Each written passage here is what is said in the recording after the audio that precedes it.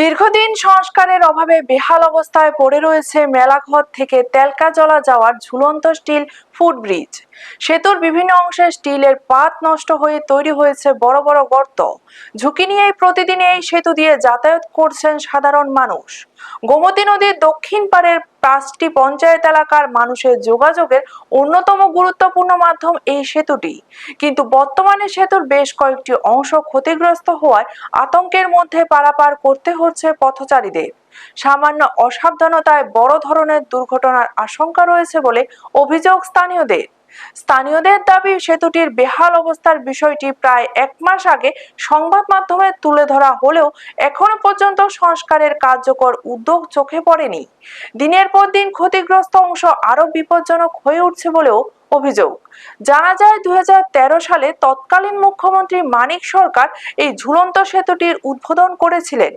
দীর্ঘদিন ধরে রক্ষণাবেক্ষণের অভাবে বর্তমানে সেতুটির বিভিন্ন অংশ ক্ষতিগ্রস্ত হয়েছে। স্থানীয়দের দাবি, বড় কোনো দুর্ঘটনা ঘটার আগেই সংশ্লিষ্ট দপ্তর সেতুটি পরিদর্শন করে দ্রুত ক্ষতিগ্রস্ত ও সংস্কার করুক। পাশাপাশি পথচারীদের নিরাপত্তার জন্য প্রয়োজনীয় ব্যবস্থা নেওয়ার দাবি জানিয়েছেন তারা। ব্যুরো রিপোর্ট, নিউজ তৎকাল 24। দাদা এটা এদিক দিয়ে বাঙ্গাড়া লাগে আছে না আইতেরি না এদিক দিয়ে বাঙ্গা ওদিক দিয়ে বাঙ্গা আর ওই এটা না আগারে আছে বাঙ্গা ভয়ে আর ভয়ে ভয়ে ঠেলে আনছে ওইটার নামে এদিক দিয়ে এটা যে অবস্থা আছে না ফিরে আজ আগে চাকা। কি চাইতেছেন এখন ভাই?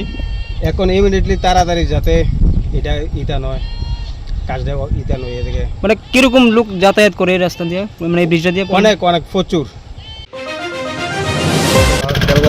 আচ্ছা, এই রাস্তা মানে এই ব্রিজটাতে প্রতিনিয়ত আপ ডাউন করেন না? হ্যাঁ, দীর্ঘ অনেক দিন যাবৎ, প্রায় 1 বছর যাবৎ এই হাল অবস্থা।